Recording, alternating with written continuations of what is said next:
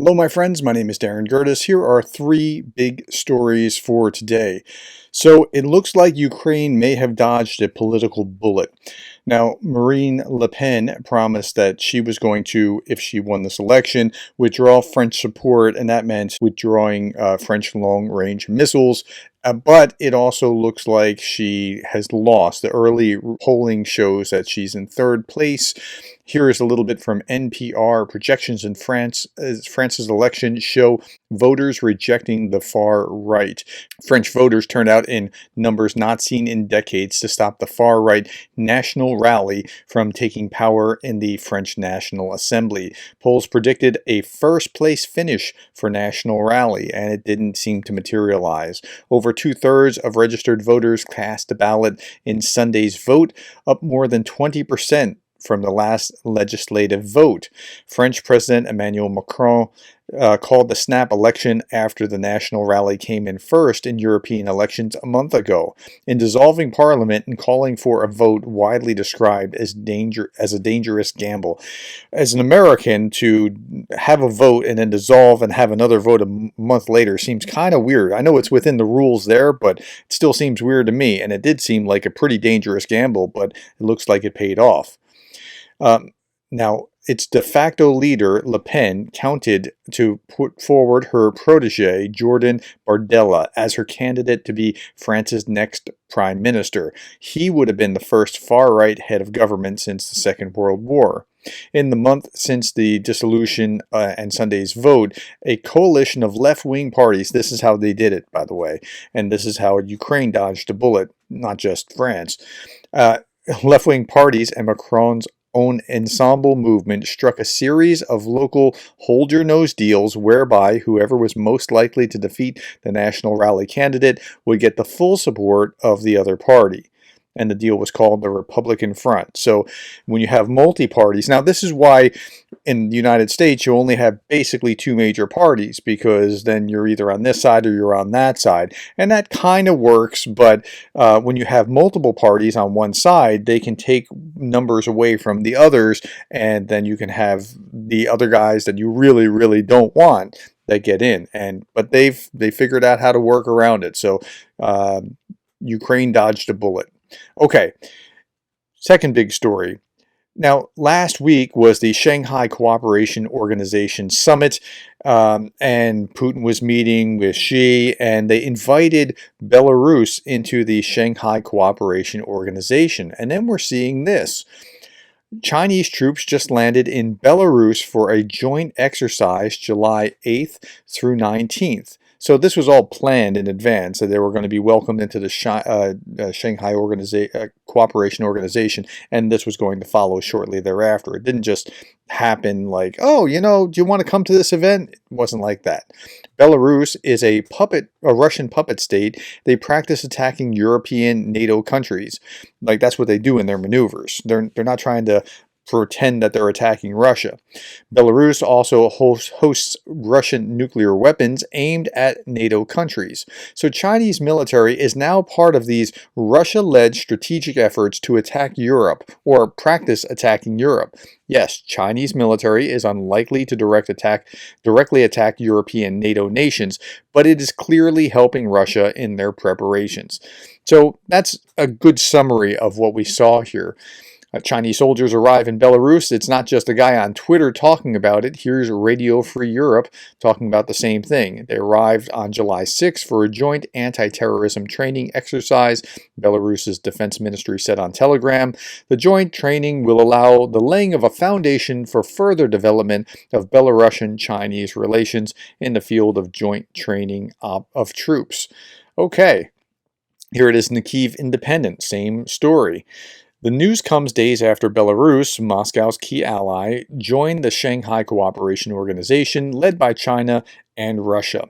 It focuses on Eurasian political, economic, security, and defense issues. These exercises aim to exchange experience, coordinate Belarusian and Chinese units, and create a foundation for further development of Belarusian-Chinese relations, according to the ministry. So that's where we are. Okay. Third big story, what's going on with NATO? By the way, did you notice the dates of this? This is happening in the same week that NATO is having its big conference as well, while Ukraine's NATO membership hopes keep running into trouble. So Ukraine's moving closer to NATO. NATO's Secretary Jens Stoltenberg told reporters on Friday, July 5 in Brussels, quote, more funding, more military support, more security agreements, and more interoperability constitute a bridge to NATO membership and a very strong package for Ukraine at the Washington summit, said Stoltenberg. But how close is close?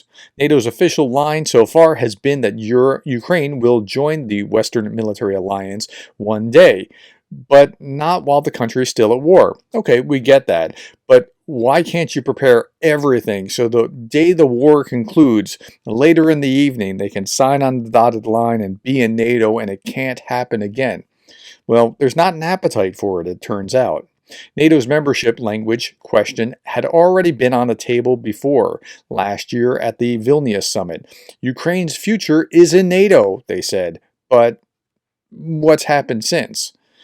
But in the process, watered-down language fell short on sending a clear message, and they need to send a very clear message, on when membership will be granted, with the hesitancy coming from, wait for it, Washington and Berlin. Now, why would the US and the Germans be pushing back against this? But while Vilnius left a feeling of frustration, there it became very clear that winning the war really might be the only viable exit out of the eternal NATO waiting room. Okay, that's fine. We know you need to win the war. You need to get to the other side of this war in order to be accepted. But really, nothing succeeds like success. So you win the war, you're that much closer. But in the meantime, you need to convince the NATO allies that you should be invited to the party.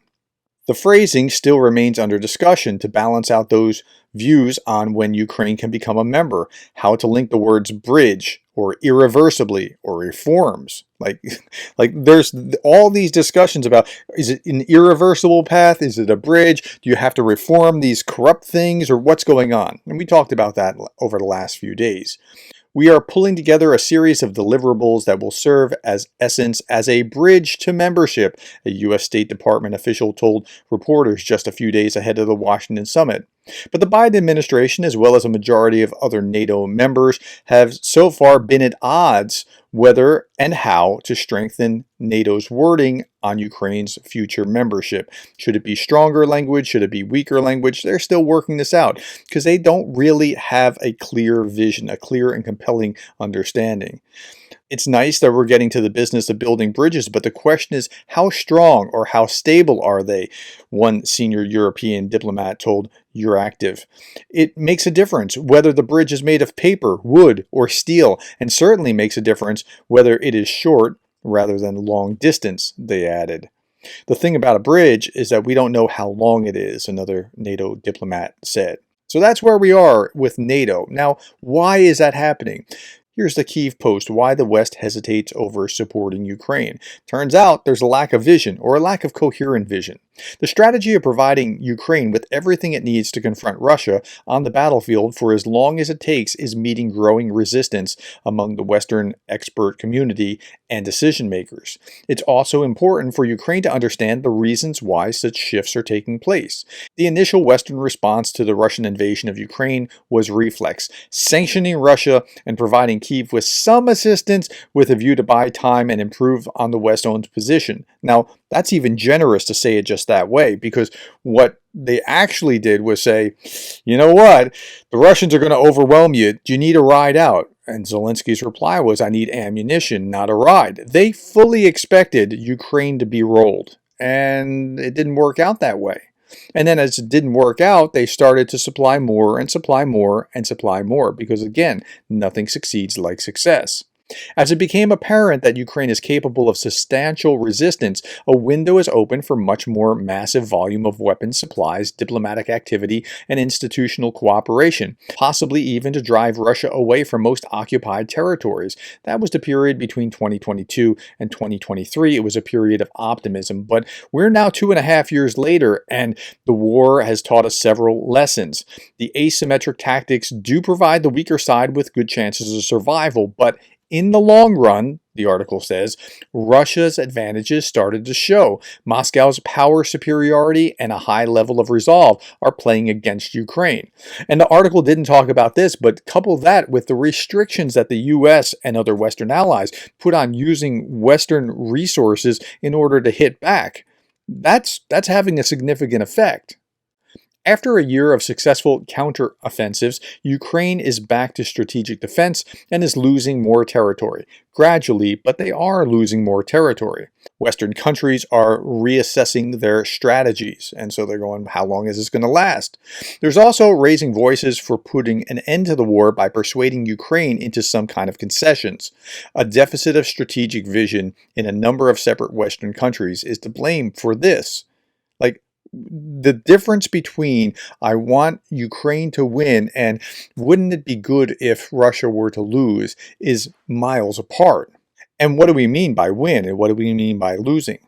The fundamental one is the desire to avoid risks of escalation. That's where the Biden administration is, just reflexively. Moscow's rhetoric before and after the invasion was resolute, but not the West. Given that Russia has proved that it can survive sanctions and a long-term war, many in the West see no point in continuing the current strategy, arguing that it leads to no other results than prolonged and multiplied sufferings of Ukrainian, which is a Russian talking point. That's exactly what Russia wants you to believe about the scenario. More assistance to Ukraine would be countered by more defense production in Russia. They're just going to double down. Supporting Ukraine thus would help it resist, but it would prolong the war. But are you going to win that war? Meanwhile, disruption of global supply chains and logistics, shortages of food supplies, radical changes to the global energy market make many Western countries vulnerable. The EU, and most notably Germany, is suffering due to disruption in energy resources, supplies from Russia, and high inflation. Meanwhile, Asian giants like China and India are soaking up all the cheap oil that they possibly can. Many in the West are feeling like there's something wrong with this trajectory, and there's also a lack of vision of victory. And it comes down to that. The West can't, Russia sees this is what victory means. The West can't quite figure out what they mean by victory.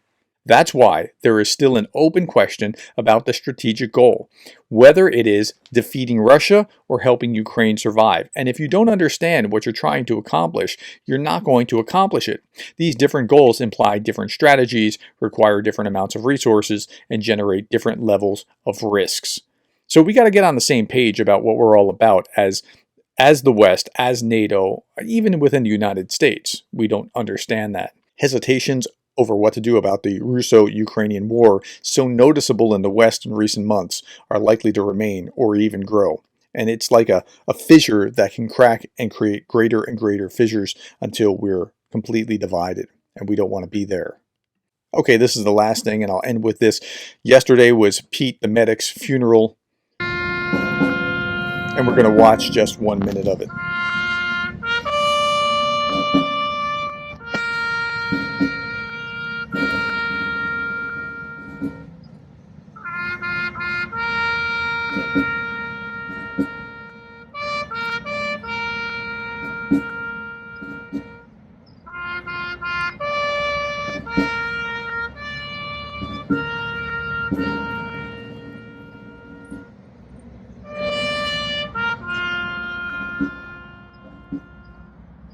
If you're wondering what the cameras are doing, they were live streaming at the request of his mom